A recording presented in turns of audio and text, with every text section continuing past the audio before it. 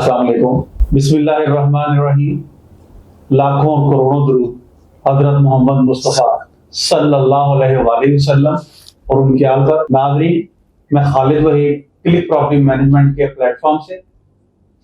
नाज़रीन, किसी बुजुर्ग ने कहा था कि अल्लाह पाक आपको आसानियां अता फरमाए और आसानियां तकसीम करने का शर्फ भी बख्शे।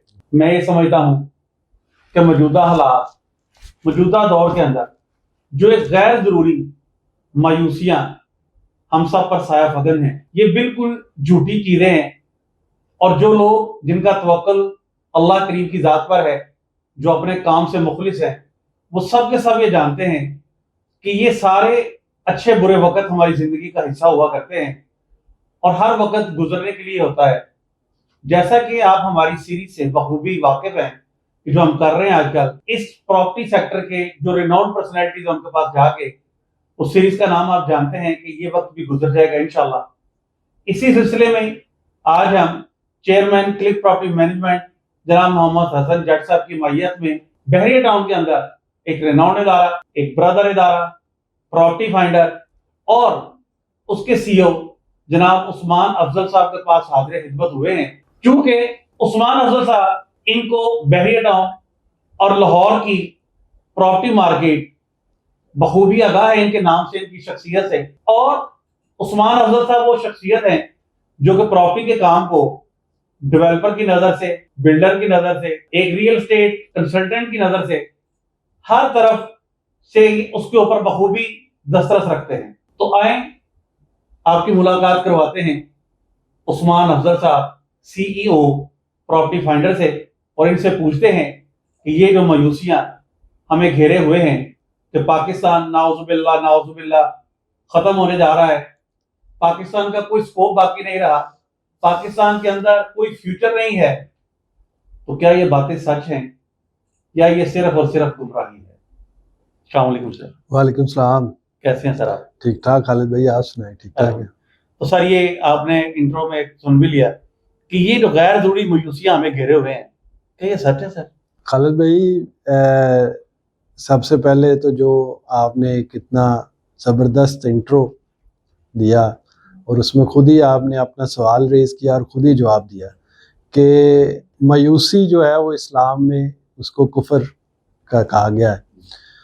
तो इस वक्त जो हालात हैं, मैंने बहुत सी दफ़ा अपनी ज़िंदगी में देखे हैं, अप्स एंड डाउन लाइफ में आते हैं, पूरी दुनिया में आते हैं, लेकिन इदारे, शख्सियत, इंसान वही कामयाब होते हैं जो अपने अज़म और अपने जो विज़न है उसके ऊपर पूरा उतरते हैं और उसके मुताबिक चाहे हालात जैसे भी हों अपना काम करते हैं, लोगों को उस मुश्किल हालात में भी एक उम्मीद की किरण देते हैं। तो मैं समझता हूँ कि आपने ये जो एक सीरीज़ स्टार्ट की है आपने, हसन भाई ने, तो ये एक उस मायूसी की जो इस वक्त गहरी काली घटा छाई हुई है उसमें रोशनी की एक किरण है कि मुश्किल वक्त इंसानों पे आते हैं और उस मुश्किल वक्त को अच्छे वक्त में बदलने का हौसला आपके अंदर होना चाहिए। तो मैं समझता हूँ कि ये एक अच्छी सीरीज़ है और बिल्कुल जैसे आपने कहा कि इस वक्त रियल एस्टेट सेक्टर में या ओवरऑल पाकिस्तान के जो बिजनेसेस हैं उनके ऊपर एक मुश्किल वक्त है, लेकिन आप ये देखेंगे कि आने वाले चंद महीनों के अंदर ही, जैसे अभी आप देख लें, विद इन फ्यू मंथ्स ही आपने देखा होगा कि जो आपका स्टॉक मार्केट है वो आज 90,000 से भी ऊपर चली गई है। तो मेरा नहीं ख्याल कि आज से 3-4 माह पहले अगर हम इस चीज़ के ऊपर डिस्कस कर रहे होते तो हम शायद ये बात सोच भी सकते थे कि पाकिस्तान की जो स्टॉक मार्केट है वो इस तरह से आपको रिस्पॉन्ड करेगी, बिजनेसेस को रिस्पॉन्ड करेगी। इसी चीज़ को मद्देनज़र रखते हुए मैं समझता हूँ कि पाकिस्तान की जो इकॉनमी है और ख़ास तौर पे हम लोग जो है ये बड़े अनप्रडिक्टेबल हैं। विद इन आवर्स हमारे मूड भी चेंज होते हैं और विद इन सेकेंड्स हम चीज़ों को बदल भी देते हैं। तो इंशाल्लाह मुझे जहाँ तक उम्मीद है अल्लाह के घर से कि पाकिस्तान एक कह लें कि मुमलकत खुदादाद है और इसने अच्छा के लिए बना है और दुनिया का वाहिद मुल्क है जो कि किसी नज़रिए पे बना है। तो ये नज़रिया कायम रहना है और हमने, आपने, आने वाली नस्लों ने इसको बढ़ते फूलते हुए देखना है اس چیز کو اگر آپ اس طرح سے بھی کمپیئر کریں کہ اگر میں اپنے والدین کی زندگی کو دیکھیں تو کیا ہم لوگ کی زندگی ہمارے والدین کی زندگی سے بہتر نہیں ہے؟ اور اگر ہمارے والدین اپنے والدین کی زندگی کو دیکھیں تو کیا ان کی زندگی ان سے بہتر نہیں ہے؟ تو 47 سے لے کے آج 24 تک اگر ہم اپنی ایک جنریشن پیچھے کی زندگی دیکھیں تو میں سمجھتا ہوں کہ ہماری زندگی اس پچھلی ایک جنریشن سے 100 گنا بہتر ہے.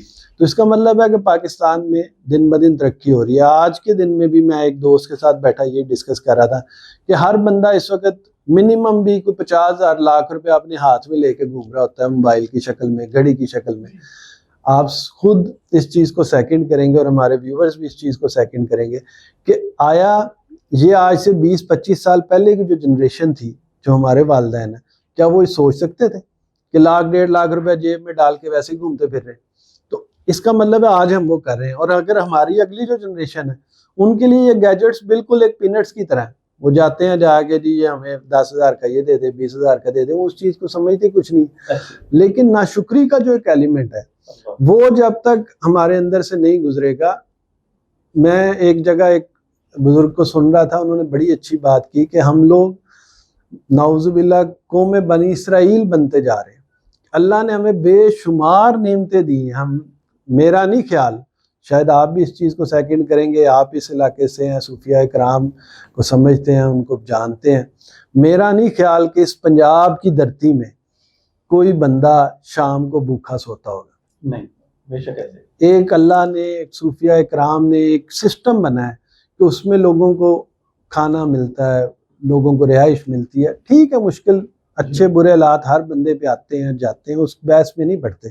لیکن کوئی بھی بندہ, میں نہیں سمجھتا یہ آج کے دور میں بھی کلیم کرتا ہے کہ وہ بھوکا سوتا ہے. آج لاہور میں اگر کوئی بندہ رہتا ہے, اللہ معاف کرے اگر اس پہ کوئی برا وقت آ گیا, تو اگر وہ آج داتا صاحب چلا جائے تو اس کو 24 گھنٹے وہاں پہ لنگر ملتا ہے, کھانے کو ملتا ہے. تو بھوک سے یہاں پہ الحمدللہ پاکستان میں میں نہیں سمجھتا کوئی بندہ زندگی سے ہاتھ دھو بیٹھے. لیکن بہت سے معاشرے ایسے ہیں جہاں پہ بھوک, افریقہ کے آپ معاشروں میں چلے جائیں جہاں پہ بھوک اتنی زیادہ ہے کہ لوگ خودکشیاں کرنے پہ مجبور ہیں, ایون انڈیا میں. لیکن ایک اللہ کا یہ کہہ لیں خاص لطف و کرم ہے پاکستان پہ, ہم لوگوں پہ. لیکن ہم لوگوں کو جتنا شکر ادا کرنا چاہیے ہم وہ نہیں کرتے. تو وقت یہ گزر جائے گا انشاءاللہ, اور اچھا گزر رہا ہے الحمدللہ, بہت اچھا گزر رہا ہے. اور جتنا اللہ کا شکر ادا کریں شاید ہم اس کے قابل نہیں تھے جتنا اچھا ہم وقت گزار رہے ہیں. اگر آپ نے مشکلوں کا اندازہ پوچھنا ہے تو فلسطین کے لوگوں سے پوچھیں. اگر آپ نے مشکلات کا اندازہ پوچھنا ہے تو غزہ کے لوگوں سے پوچھیں کہ کیا کیا مشکلات ان کو زندگی میں دے. ہمیں تو اس کی ایک ذرہ برابر بھی ہم نے وہ چیزیں فیس نہیں کی, اور پھر بھی ہم شکوہ کرتے ہیں. لیکن اگر اللہ نہ کرے اگر اس کی عشر اشیر بھی ہمیں فیس کرنی پڑے تو ہمارے ساتھ کیا ہوگا. تو میں یہ سمجھتا ہوں کہ وقت بہت اچھا ہے اور بہت شاندار ہے, اور انشاءاللہ آگے بھی بہت شاندار ہوگا. آپ کا شکریہ. تو ماشاءاللہ عثمان صاحب آپ نے بڑی امید افزا بھی کہہ سکتا ہوں, لیکن حقیقت پر مبنی آپ نے باتیں کی ہیں. میں نہیں سمجھتا کہ ہمارے ناظرین میں سے کوئی بندہ ان باتوں کو ڈینائی کر سکتا ہے. تو اگلا میرا کوشچن اب آپ سے یہ ہے کہ آپ جانتے ہیں کہ چراغ سے چراغ جلتا ہے. ہم سب لوگ, ہماری ساری کمیونٹی, ہم آپس میں ایک دوسرے کے دست و بازو ہیں. تو ہمارے جو کلک پراپرٹی مینجمنٹ کے چیئرمین ہیں حسن جٹ صاحب, ان کے ساتھ آپ نے اپنے ریلیشن کو کیسا پایا؟ پراپرٹی کے کام کے حوالے سے, بینگ اے ہیومن بینگ, آپ نے کیسا پایا حسن جٹ صاحب؟ خالد بھائی, حسن بھائی سے جو تعلق ہے میرا, وہ کہہ لیں کہ میرا ڈائریکٹلی بعد میں تعلق بنا. میرے والد صاحب کا حسن بھائی کے ساتھ 2014-15 میں, مطلب ان کا پہلے تعلق اسٹیبلش ہوا. وہ حسن بھائی اور میرے والد صاحب مل کے, حسن بھائی کا بحریہ آرچرڈ میں آفس تھا, تو والد صاحب میرے جو ہیں وہ انویسٹمنٹ کرتے تھے حسن بھائی کے ساتھ. تو الحمدللہ آج 9 سال ہو گئے ہیں اس تعلق کو, اور ہمارا تو ماشاءاللہ فیملی تک ٹرمز ہے. اور کہہ لیں کہ حسن بھائی کے ساتھ ہمیشہ ہی جو چیزیں مارکیٹ میں کر رہے ہیں, اکٹھے مل کے بہت سے پروجیکٹس کیے ہیں, بہت سی جگہوں پہ کام کیا ہے, اور ہمیشہ انہیں as a leader, as a mentor ہی جو ہے وہ آگے چلایا ہے، اور الحمدللہ اس میں انہوں نے بھی ایک شفقت والا کہہ لیں کہ معاملہ ہمارے ساتھ کیا ہے. تو ایک تو پاسٹ ہے، پاسٹ بہت کچھ سیکھا ہے، بہت کچھ ان سے سیکھا، لرن کیا ہے، اور انشاءاللہ ان فیوچر بھی یہ آپ کو پتہ ہے کہ جو بھی چیز حسن بھائی بھی جو بھی کوئی پروجیکٹ چیزیں ڈسکس کرتے ہیں، اور ہماری بھی کہہ لیں کہ یہی ہے کہ مل کے چیزیں ڈسکس کر کے ہی آگے چلتے ہیں. تو اس دور میں، اس دور فتن میں میں سمجھتا ہوں کہ ایک اچھے دوست کا مل جانا، ایک اچھے بھائی کا مل جانا، تو میں حسن بھائی کو ایز اے دوست تو نہیں کہتا، ایز اے بھائی کا مل جانا، ایک بڑے بھائی کا، میں سمجھتا ہوں ایک بڑی سعادت کی اور بڑی ایک ظرف کی بات ہے آپ کے لیے.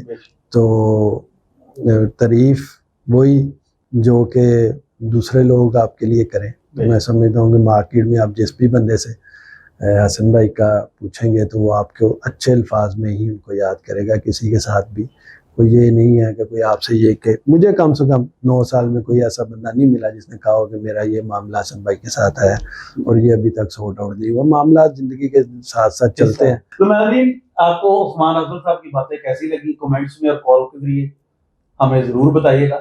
اور اگر آپ کو یہ باتیں، یہ چیزیں، یہ امیدیں، یہ خوشبوئیں، یہ روشنیاں پسند آ رہی ہیں تو ہمارے چینل کو سبسکرائب کیجیے، اس ویڈیو کو لائک کیجیے اور شیئر کیجیے تاکہ یہ پیغام امید، پیغام محبت دوسرے لوگوں تک بھی پہنچے تاکہ ان کے بھی شعور کا باعث بن سکے. اللہ آپ کا حامی ناصر ہو. اللہ حافظ.